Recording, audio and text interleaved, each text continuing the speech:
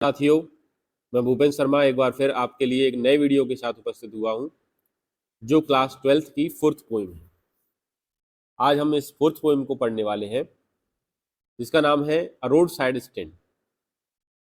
Poem को पढ़ने से पहले एक बार फिर मैं आप सबसे निवेदन करना चाहता हूं कि जिन साथियों ने अभी तक मेरे चैनल को सब्सक्राइब ना किया हो, प्लीज़ चैनल को सब्सक्राइब जरूर कर लें।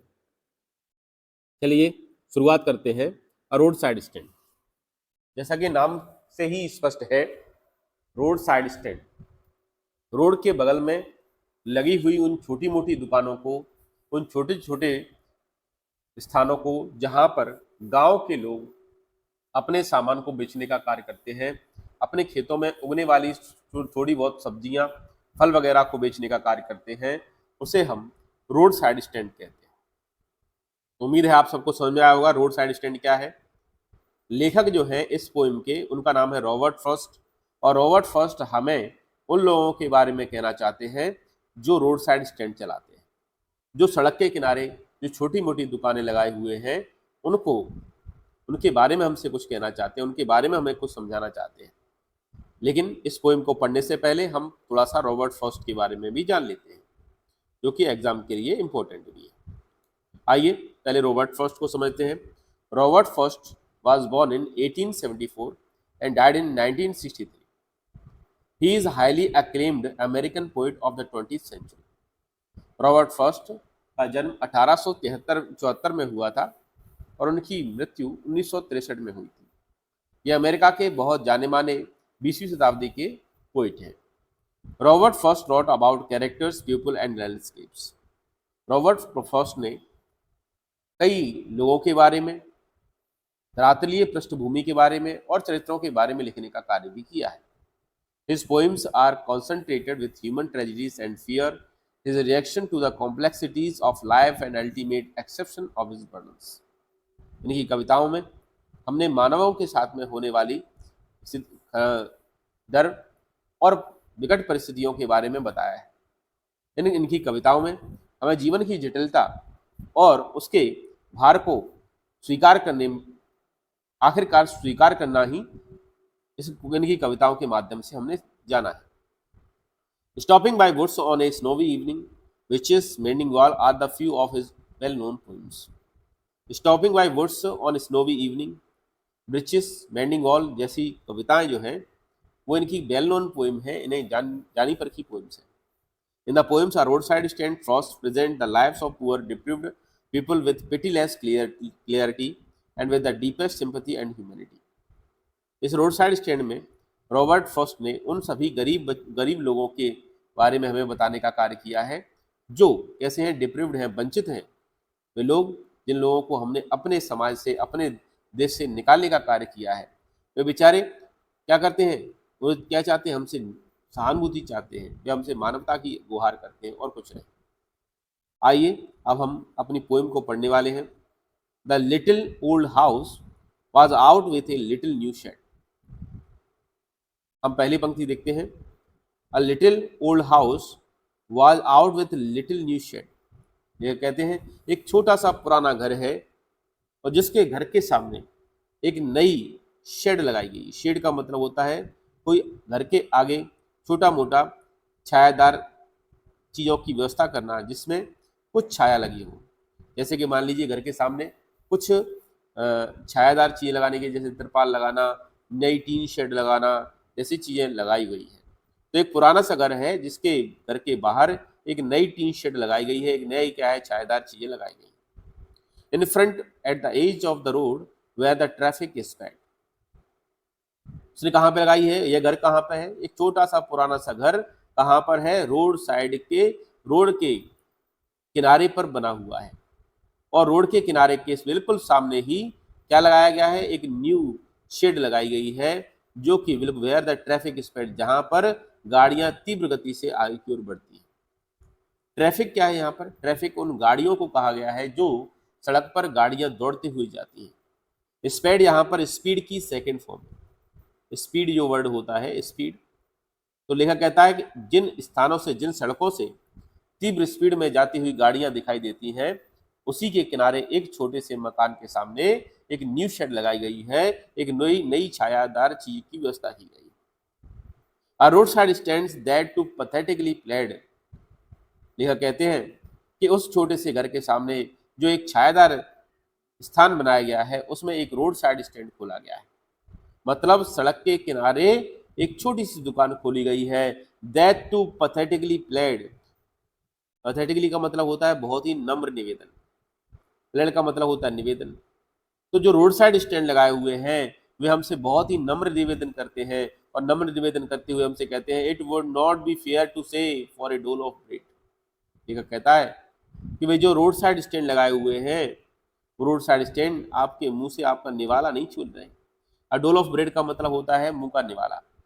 वो आपसे आपके मुंह के निवाले को छीनने के लिए नहीं कह रहे हैं, बिल्कुल भी नहीं कह रहे हैं, but for some of the money, लेकिन वो थोड़ा सा पैसा चाहते हैं, थोड़ा सा धन चाहते हैं। The cash whose flow supports, वो चाहते हैं कि थोड़ा सा कैश उन्हें मिल जाए जिससे उनके परिवार का भरण पोषण चल जाए।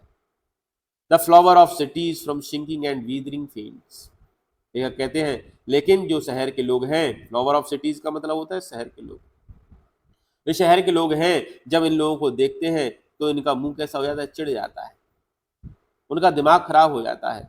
The polish traffic passed with a mind ahead, लेखक बताते हैं कि यहाँ से निकलने वाली चमचमाती हुई गाड़ी, पॉलिश का मतलब होता है चमचमाती हुई, ट्रैफिक का मतलब होता है गाड़ियाँ, वहां से जब चमचमाती हुई गाड़ियां निकलती हैं और अपने ही धुन में चली जाती हैं, अ माइंड अहेड, अपने दिमाग में अपने क्या है मन में ही धुन में चली जाती है, वो इन रोड साइड स्टैंड वालों बच्चों को, इन लोगों को देखती भी नहीं है कि ये लोग कैसे खड़े हुए हैं, कुछ चीज बेच रहे हैं या नहीं बेच रहे हैं, या इनकी हमें सहायता करनी चाहिए या नहीं करनी चाहिए, कुछ ही नहीं देखते हैं, वो अपनी धुन में आगे की ओर बढ़ जाते हैं। और if ever aside a moment then short of shorts, out of shorts, और कोई भी व्यक्ति जो तीव्र गाड़ियां लेके जा रहा है वो कुछ क्षण के लिए इनकी तरफ देख भी लेता है तो उनका क्या हो जाता है, आउट ऑफ शॉर्ट हो जाता है, मतलब उनका दिमाग खराब हो जाता है।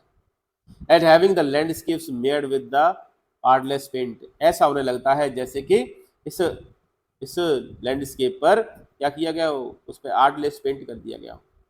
आर्टलेस पेंट कैसा होता है, ऐसे पेंट, ऐसी कोई सीनरी जिस पर कोई ऐसा पेंट कर दिया जाए जिसे क्या है आर्ट के समानुरूप ना हो, आर्ट के अनुसार ना हो, तो वो धब्बा लग जाता है। तो लेखक कहता है कि ये लोग जब वहां से निकलते, कभी कभार देख भी लेते हैं तो उनका मूड खराब हो जाता है, उन्हें लगता है कि यहाँ पर प्राकृतिक सुंदरता जो है, प्राकृतिक सुंदरता को बदनुमा दाग के समान ये देख पाते हैं। वे कहते हैं कि ये प्रकृति की सुंदरता पे कौन रोड साइड स्टैंड क्या है, बदनुमा दाग है।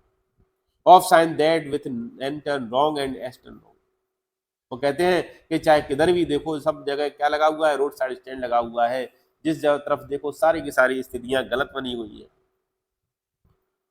लेखक कहता है offered for sale wild berries in wooden quartz, लेखक कहता है कि वे लोग, जो लोग रोड साइड स्टैंड बनाए हुए हैं, रोड साइड स्टैंड लगाए हुए हैं, वे हमें क्या बेच रहे हैं, ऑफर्ड फॉर सेल, यानी कि बेचने के लिए हम सबके सामने क्या ऑफर कर रहे हैं, वाइल्ड बेरीज इन वुडन क्वार्ट्स, जंगल में उगने वाले फलों को बेचने का कार्य कर रहे हैं। वह अपनी लकड़ी की डलिया में, वो वुडन क्वार्ट्स का मतलब क्या होता है, लकड़ी की डलिया, वुडन माने होता है लकड़ी, क्वार्ट्स का मतलब होता है डलिया, वह अपनी लकड़ी की डलिया में रखे हुए वाइल्ड बेरीज को हमें ऑफर कर रहे हैं, हमें बेचने के लिए कह रहे हैं कि भैया हमारी कोई जंगली फलों को कोई खरीद ले। और crooked necked golden squares with silver word, और crooked golden squares, golden squares एक सब्जी होती है जिसका रंग पीला सा होता है, जैसे कद्दू जैसे मान के चलिए। और कैसा है, क्रुक्ड नेक है, उसकी गर्दन कैसी है, मोड़दार है, जैसे कि ये दिख रहा है फल, आप सब लोग देख पा रहे होंगे। यहाँ पर क्या है कि गर्दन कैसी है इसकी, टूटी हुई है, थोड़ी सी कैसी है, झुकी हुई है, और इस झुकी हुई गर्दन को हम क्या कहते हैं, क्रुक्ड नेक। तो वो क्या बेच रहे हैं, गोल्डन स्क्वेयर्स बेच रहे हैं, जो कैसे हैं, क्रुक्ड नेक्ड है, उसकी गर्दन जो है थोड़ी मुड़ी हुई है, with silver word, silver word का मतलब क्या होता है, छोटे छोटे से दाने, उसके ऊपर जो जो सिल्वर वर्ड है, सिल्वर है वर्ड है, सफेद चमकीले दाने हैं, अलग से दिखाई दे रहे हैं, ऐसी सब्जियों को बेचने का कार्य कर रहे हैं। और the beauty rest in the beautiful mountain scene, और you have the money but if you want to be mean, लेखक कहता है कि ये लोग जो है रोड साइड स्टैंड लगाए हुए हैं, वे हम सबसे निवेदन कर रहे हैं, हमसे कह रहे हैं कि उनकी फलों को, उनकी सब्जियों को उनसे खरीद लिया जाए, जिससे उनके घर का भरण पोषण चल जाए। लेखक कहता है कि सुंदरता जो है, सुंदरता हमारे चारों तरफ जो प्रकृति है उसके माउंटेन सीन्स में है, दृश्यों में क्या है, सुंदरता भरी हुई है।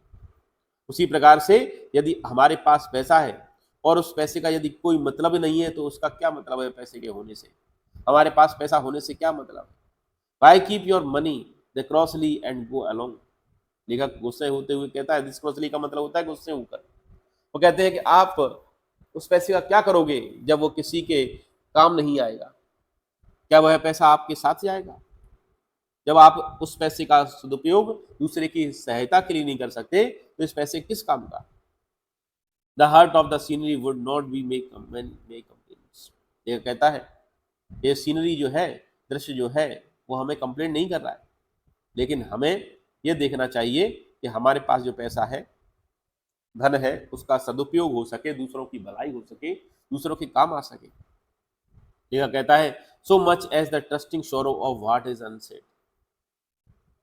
हम सब लोगों को क्या करना चाहिए, उन बेचारे रोड साइड स्टैंड लगाने वाले लोगों को सहायता करनी चाहिए, उनके दुखों को, उनके कष्टों को हमें खत्म करना चाहिए। जो बेचारे वो कहते नहीं है, व्हाट इज अनसेड, जो वो कहते नहीं है, उसको हमें क्या करना चाहिए, उसको हमें खत्म करना चाहिए। Here far from the city we make our road side stands. यहाँ पर, ये अपने घरों पर दूर, शहर से काफी दूर, शहर से काफी दूर यहाँ वे अपना रोड साइड स्टैंड लगाते हैं, छोटी मोटी सड़क के किनारे दुकान लगाते हैं। And ask for some city money to feel in hand. और वे अपने हाथों में उस शहर का पैसा महसूस करना चाहते हैं, जो शहर में धनवान लोग रहते हैं और वे अपना पैसा खर्च करते हैं, उस पैसे को महसूस करना चाहते हैं अपने हाथों में। To try it, it will not make your being expand. है ना, वो चाहते हैं कि उस पैसे को महसूस करना चाहते हैं, वह भी महसूस करना चाहते हैं कि उस पैसे से किस प्रकार से बड़ा बनाया जा सकता है, किस प्रकार से बृहद बनाया जा सकता है। जैसे कि शहर के लोग पैसे वाले हैं, उसी प्रकार से वे भी पैसे वाले बनना चाहते हैं। And give us the life of moving pictures promise that the party in the power is said to be keeping from us. लेखक कहता है वो भी महसूस करना चाहते हैं, जो तस्वीरों में, जो फिल्मों में दिखाई हुई जो जीवन है, उस जीवन को महसूस करना चाहते हैं कि शहर का जीवन जो दिखाया जाता है, जो उन्होंने महसूस किया है, वो कैसा होता है। वो भी चाहते हैं कि यह शहर का जीवन कैसा है, उसे चाहते हैं, लेकिन उनका जीवन कभी ऐसा बन नहीं पाता। जो पार्टी, जो सत्ता में जो दल होते हैं, सत्ता में जो लोग होते हैं, वे लोग इनको यहीं पर रहने के लिए कहते हैं कि नहीं, तुम यहाँ से बाहर मत निकलो, तुम तो गांव में ही रहो, खेती करो और जंगल से ही काम करो, केवल तुम हमें vote they. It is in the news that all these pitiful keen are to be bought out of the merciful gathered in। लेखक कहता है कि जितने भी खबरें आती हैं, और ये सारी की सारी खबरें जो आती हैं, इन इसी विचारों के लिए खबरें आती हैं। Are to be bought out and merciful gathered in. वे सभी लोग इकट्ठा होकर क्या आते हैं, जितने भी राजनीतिक दल होते हैं, जितने भी राजनीतिक लोग होते हैं, वो सारे के सारे इन सभी के लोगों के पास इकट्ठा होकर आते हैं और उनसे कहते हैं टू लिव इन विलेजेस। और उनसे कहते हैं कि तुम तो गांव में ही रहो। नेक्स्ट टू द थिएटर्स, हम तुम्हारे लिए थिएटर की व्यवस्था कर देंगे, हम तुम्हारे लिए फिल्मों की व्यवस्था कर देंगे, हम तुम्हारे लिए सब कुछ करेंगे। एंड द स्टोर्स, और तुम्हारे लिए दुकान भी खोलेंगे। Where they won't have to thinks of themselves anymore. और वो कहते हैं कि तुम्हें अपने बारे में सोचने की आवश्यकता और नहीं है। अब हम तुम्हारे लिए अच्छा करने के लिए तुम्हारे नेता है तो सही, हमें सत्ता में पहुंचाओ और हम तुम्हारे लिए सब कुछ वह कार्य करेंगे जो सभी लोगों को करना चाहिए। तुम्हें कुछ करने की जरूरत नहीं, तुम तो केवल हमें वोट दो। हम तुम्हारे लिए घर बनाएंगे, हम तुम्हारे लिए खाना लाएंगे, हम तुम्हारे लिए रोजगार देंगे, बस गांव से मत निकलो। While greedy good doers, beneficent beast of prey, swarm over their lives enforcing benefits। लेखक कहते हैं लेकिन ये जो राजनीतिक हैं, जो राजनीतिक दल से जुड़े हुए लोग हैं, जो गवर्नमेंट से जुड़े हुए लोग हैं, ये सारे के सारे कैसे हैं, ग्रीडी गुड डूअर्स हैं। ग्रीडी गुड डूअर्स कौन होते हैं, वे लोग जो लोग लालची होते हैं, अच्छे कार्य को करने के साथ साथ लालची भी होते हैं। ऐसे लोग जो बेनिफिशिएंट बीस्ट ऑफ प्रे होते हैं, यानी कि हमेशा अपने शिकार पर यही तग लगाए रहते हैं कि सामने वाले पर जैसे ही फायदा हो उससे उससे फायदे को निकाल लें। Swarm over their lives enforcing benefits. और उनके जीवन पर इस प्रकार से मंडराते रहते हैं और उनके जितने भी फायदे होते हैं उन सबको फायदों को चूस लेकर निकल जाते हैं।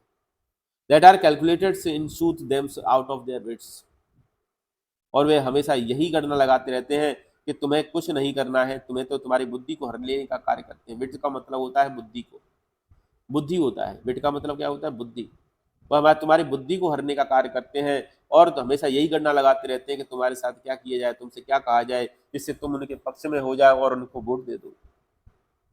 And by teaching them how to sleep they sleep all day, destroy their sleepings at night and instant वे।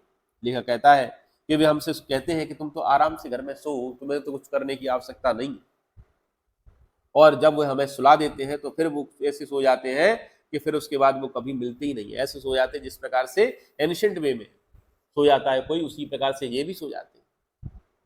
हम सब की नींदें हराम करने का, destroy their sleepings at night, हम सब लोगों की, उन सब लोगों की जो रोड साइड स्टैंड लगाए हुए जो गांव के लोग हैं, उनकी रातों की नींदें हराम करने के बाद ये ऐसे सो जाते हैं जैसे कि कोई कहीं पर था ही नहीं।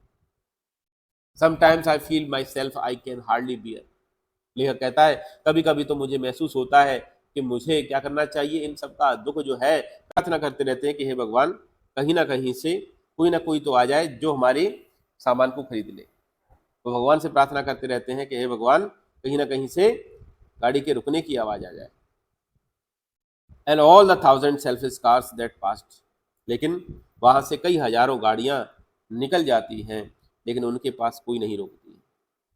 Just one to inquire what is farmers price are, कुछ एक जो आती हैं, कुछ एक रुकती जरूर हैं, और वो क्या पूछती हैं, केवल ये देखना चाहती हैं कि फार्मर के द्वारा, किसान के द्वारा जो प्राइस लगाई गई हैं वो प्राइस कौन सी है।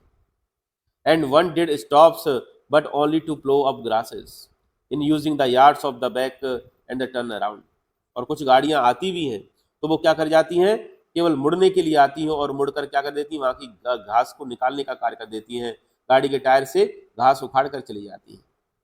And another's to ask the way to where it's the bound, और कुछ रुकती हैं तो वो उनसे पूछती हैं कि भाई ये रास्ता कहाँ जाता है, उनसे सामान खरीदने के लिए कोई नहीं आता, ऐसी गाड़ियां रुकती हैं। And another to ask could they sell it a gallon of gas, और कुछ तो ऐसे ऐसे लोग भी आते हैं जो उनसे पूछते हैं, सब्जी वाले लोगों से पूछते हैं कि आपके पास गैस है, पेट्रोल है। They could not this crossly, they had none, did not see it, लेकिन लेखक गुस्से में कहता है कि उन्हें दिखाई नहीं देता कि वो क्या बेच रहे हैं, क्या नहीं बेच रहे हैं। No in the country money the country scale of gain, लेखक कहता है लेकिन अगर किसी देश में उसके पैसा का उपयोग लोगों की भलाई के लिए नहीं हो रहा है तो वह देश उन्नति नहीं कर सकता। The requested lift of the spirits has never been found और so the voice of the country seem to be complete, अगर हमने इनकी बातों को नहीं सुना, इनकी भलाई नहीं की, तो हमारे लिए हमेशा इनकी आवाज़ें हमेशा शिकायत बन के रहेंगी। I can't help Owings the great relief it would be to put these peoples eight one strokes out of the pen, लेखा कहता है कभी कभी मुझे ऐसा लगता है कि मुझे एक झटके में ही इनकी सारी समस्याओं का अंत कर देना चाहिए, लेकिन मेरे पास ऐसी व्यवस्था नहीं है, मेरे पास पैसे नहीं है कि मैं उनके दुखों को, कष्टों को एक बार में ही खत्म कर सकूं। मेरे पास इतना पैसा नहीं है कि रोड साइड स्टैंड पे चलने वाले लोगों को, इन किसानों की समस्या का निराकरण कर सकूं। And then next day as I come back into the scene I wonders how it should like you to come to me and other to the offer to the put me gently out of the pain. अगले दिन से ही मुझे लगता है, जैसे ही मेरे दिमाग में बात आती है और मुझे महसूस होता है कि मुझे इन सभी लोगों की समस्या का हल करना चाहिए, लेकिन जब मैं पहुंचता हूं तो मुझे मेरे हृदय में दर्द महसूस होता है क्योंकि मैं इनकी समस्याओं को हल नहीं कर पा रहा हूँ। इसलिए लेखक हमसे कहना चाहता है कि हम सब लोगों को जो रोड साइड स्टैंड लगाए हुए हैं उनके प्रति सिंपैथी से कार्य करना चाहिए। इन सभी लोगों को क्या करना चाहिए, इनकी हमें मदद करनी चाहिए जिससे ये आगे कुछ कर पाए। उम्मीद है कोई आप सबको समझ में आई होगी। लेकिन सब लोगों से एक बार फिर से मैं कहना चाहता हूँ, जिन लोगों को अभी तक चैनल को सब्सक्राइब ना किया हो प्लीज़ चैनल को सब्सक्राइब जरूर कर लें। Thank you very much.